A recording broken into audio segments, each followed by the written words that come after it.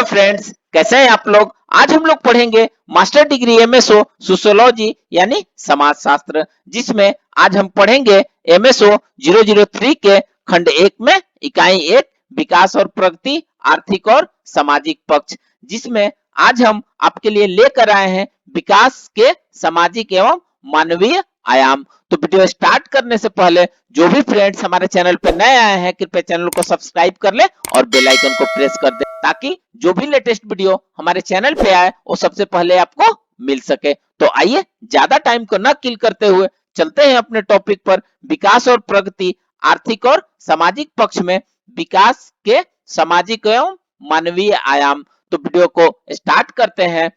पारंपरिक परिभाषा में विकास की चर्चा हमेशा आर्थिक अर्थों के साथ की जाती है। इसे सकल राष्ट्रीय उत्पाद या प्रति व्यक्ति आय के रूप में लिया जाता है। इस परिभाषा में विकास को वृद्धि के तुल्य माना जाता है और कहा जाता है कि वस्तुओं के उत्पादन और सेवाओं में प्रमात्रा वृद्धि से विकास होता है। इसमें यह भी मान लिया गया कि वृद्धि विकास के थोड़ा थोड़ा करके नीचे पहुंचने वाले प्रभाव से समाज में लाभों, संसाधनों और अवसरों का समान रूप से बंटवारा होगा। विकास की इस प्रक्रिया ने मानवता के हित में वांछित परिणाम नहीं दिए, खासकर विकासशील देशों में। दुनिया के देशों में विकास का जो पैटर्न पिछले कुछ एक दशकों से चला आ रहा है, उसमें निम्न रुझान देखने को मिल रहे हैं। जैसे कि तेजी से वृद्धि कर रहे विकासशील देशों ने सकल राष्ट्रीय उत्पाद में जो उच्च वृद्धि दर्ज की है, उससे इन देशों की आबादी के बड़े हिस्सों को सामाजिक आर्थिक वंचना में कोई कमी नहीं आ सकी। औद्योगिक देशों की उच्च आय वाली खोरी, शराबखोरी, एड्स, बेघरपन, हिंसा और पारिवारिक संबंधों में टूटन जैसी तेजी से फैल रही सामाजिक चिंताओं से सुरक्षा प्रदान नहीं कर पाई। पर वहीं कुछ कम आय वाले देशों ने यह सिद्ध कर दिखाया है कि अगर उपलब्ध संसाधनों की प्रवीणता से बुनियादी मानवीय क्षमताओं को उन्नत करने में लगाया जाए तो मानव विकास का उच्च स्तर हासिल करना संभव है।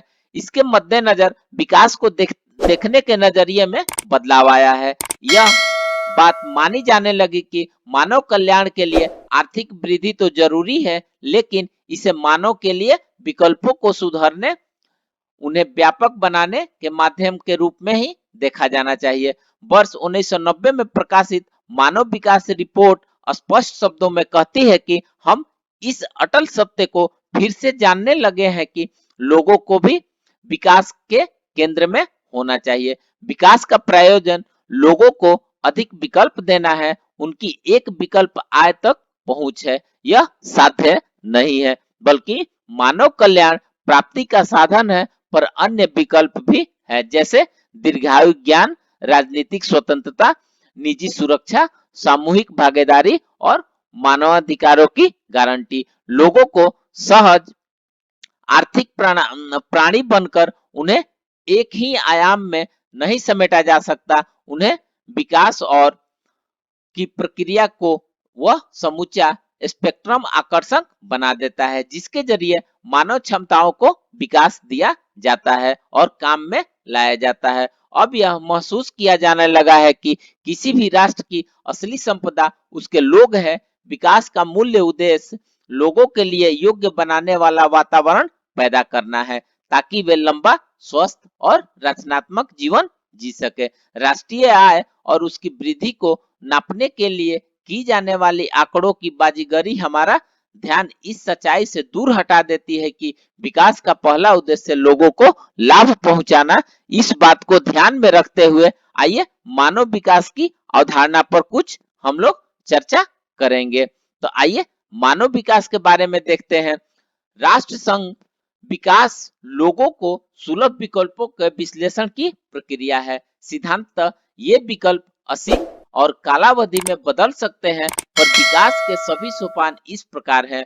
लोग दीर्घ और स्वस्थ जीवन जी सके, वे ज्ञान अर्जित कर सके और एक संतोषजनक जीवन स्तर हासिल करने के लिए जरूरी संसाधनों तक उनकी पहुंच हो सके। ये अनिवार्य विकल्प उपलब्ध नहीं हो तो इस प्रकार अन्य विकल्प के दरवाजे भी लोगों के लिए नहीं खुल पाते हैं। मानव विकास की इतिश्री यहीं पर नहीं हो जाती।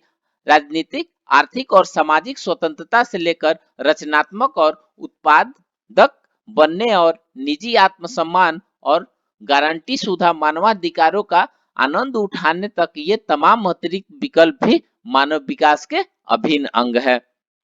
यूएनडीपी के अनुसार मानव विकास के दो पहलू हैं, जिसमें पहला है मानव क्षमताओं का निर्माण, जैसे उन्नत स्वास्थ्य, ज्ञान और संसाधनों तक पहुंच। दूसरा है लोगों का इन क्षमताओं को उत्पादन कार्यों में लगाना, जैसे सांस्कृतिक, सामाजिक एवं राजनीतिक मामलों में सक्रिय रहना। मानव विकास का तराजू अगर इन दोनों पहलुओं को बराबर संतुलन में रखकर नहीं चलेगा तो इससे भारी मानव कुंठा पैदा होगी। मानव विकास की इस अवधारणा के अनुसार आमदनी एक ही विकल्प मात्र है। लोग जिसे लेना चाहेंगे वह एक महत्व विकल्प है, जो यह उनके जीवन को निचोड़ नहीं है। इसलिए विकास का मतलब लोगों की आमदनी और संपदा में इजाफे से अधिक होना चाहिए। यह लोगों पर केंद्रित होना चाहिए। आइए नेक्स्ट देखते हैं बेरहम जड़ विहीन वृद्धि के प्रति चिंता। वृद्धि विकास के पारंपरिक विश्व का ध्रुवीकरण और अधिक हुआ है तथा गरीब और अमीर के बीच खाई और गहरा गई है। मानव समाज विकास रिपोर्ट यूएनडीपी कहती है कि विश्व की निर्धनतम 20% आबादी की आमदनी पिछले 30 वर्षों में 2.3% से घटकर 1.3% हो गई है। इसके विपरीत सबसे धनी आदमी की आमदनी 70 से 85% हो गई है। औद्योगिक और विकासशील देशों की प्रति व्यक्ति आय में अंतर 3 गुना हो गया है। क्षेत्रीय असंतुलन अलग है। यूएनडीपी ने वर्ष 1990 के दशक उत्तरार्ध में इस रोजगार विहीन, बेरहम, बेआवाज, जड़ विहीन और धन विहीन वृद्धि के प्रति चिंता प्रकट की है। यह वृद्धि रोजगार विहीन रही क्योंकि इसमें अर्थव्यवस्था तो बढ़ी मगर इससे रोजगार के अवसरों में कोई विस्तार नहीं हुआ, जिससे आबादी के हिस्से लाभान्वित हो सके। विकासशील देशों में रोजगार विहीन वृद्धि का अर्थ लाखों लोगों का कृषि और अन्य औपचारिक क्षेत्रों, कम उत्पादकता वाले काम पर आश्रित रहना, जहां काम के घंटे तो ज्यादा होते हैं पर आमदनी बहुत कम। विकास की यह प्रक्रिया बेरहम बन गई क्योंकि आर्थिक वृद्धि का लाभ ज्यादातर धनी लोगों का ही मिला है। लाखों करोड़ों लोगों की गरीबी से अभिशप्त है। इस तरह की बेरहम वृद्धि से लोगों की सांस्कृतिक पहचान मिटने लगी है। ऐसे में प्रभावी बहुसंख्यक संस्कृति को विस्तार मिला है, लेकिन अल्पसंख्यक संस्कृति की कीमत पर जो हाशिए में धकेली जा रही है। यह वृद्धि बेआवाज है क्योंकि कई जगह इसने निर्णय लेने की प्रक्रिया में लोगों की लोकतांत्रिक भागीदारी सुनिश्चित नहीं की है। इस बेआवाज प्रक्रिया में महिलाओं को आर्थिक विकास में हाशिए की भूमिका मिलती है। कुछ देशों में तो तेज आर्थिक वृद्धि वनों के विनाश, नदियों का प्रदूषण, जैव विविधता के विनाश और प्राकृतिक संसाधनों के शरण की कीमत पर हासिल की गई है। इस भविष्य विहीन वृद्धि में वर्तमान पीढ़ी उन संस्थानों की बर्बादी कर रही है जिनकी जरूरत भावी पीढ़ियों को पड़ेगी। यह भविष्य विहीन वृद्धि औद्योगिक देशों को विकासशील देशों के गरीब लोगों की कीमत पर लाभ पहुंचा रही है। इन सब सच्चाइयों को ध्यान में रखते हुए यूएनडीपी का कहना है कि जो विकास मौजूदा असमानताओं को कायम रखता हो उसे न तो जारी रखा जा सकता है और न ही जारी रखा जाना चाहिए। आइए नेक्स्ट देखते हैं स्वतंत्रता के रूप में विकास। स्वतंत्रता के रूप में विकास को अमर्त्य सेन जैसे अर्थशास्त्री किस प्रकार की स्वतंत्रता के रूप में देख रहे हैं। सेन के अनुसार विकास को लोगों को मिलने वाली वास्तविक स्वतंत्रता को बढ़ाने की अति महत्वपूर्ण प्रक्रिया है। वास्तविक आमदनी और आर्थिक वृद्धि का विस्तार जरूरी नहीं कि सफल विकास का परिचायक हो, क्योंकि कुछ देश अधिक लाभ और प्रति व्यक्ति आय प्राप्त कर लेते हैं पर जीवन की गुणवत्ता के मामले में उनकी उपलब्धि कम ही रहती है। दूसरी ओर ऐसे देश भी हैं जिनका लाभ और प्रति व्यक्ति आय दोनों कम है पर मानव विकास सूचकों में आगे हैं। विकास का मुख्य प्रयोजन यहाँ लोगों के जीवन को उन्नत बनाना, बेहतर बनाना है, जिसका तात्पर्य उन सभी चीजों को विस्तार देना है जो आदमी कर सकता है।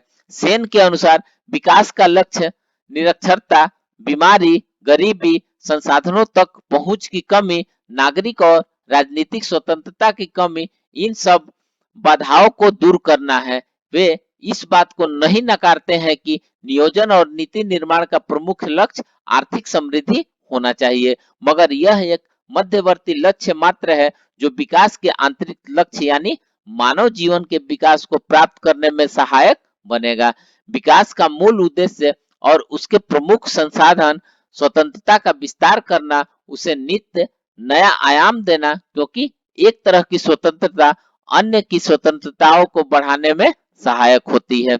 आर्थिक वृद्धि में एक बड़ा कारक आर्थिक अवसरों तक पहुंच तो है ही, इस आर्थिक वृद्धि को मजबूत करने में सहायक स्वतंत्रताओं का योगदान रहता है, और वही मानव की क्षमताओं की पूर्ण प्राप्ति में काम आने वाली सभी स्वतंत्रताओं का मार्ग प्रशस्त करने की दिशा में आर्थिक वृद्धि करती है। तो फ्रेंड्स, इस प्रकार से आज हमने विकास और प्रगति, आर्थिक और सामाजिक पक्ष में विकास के सामाजिक एवं मानवीय आयाम के बारे में पढ़ा। तो मिलते हैं एक नए वीडियो के साथ में, तब तक से हमारे चैनल पे बने रहिए।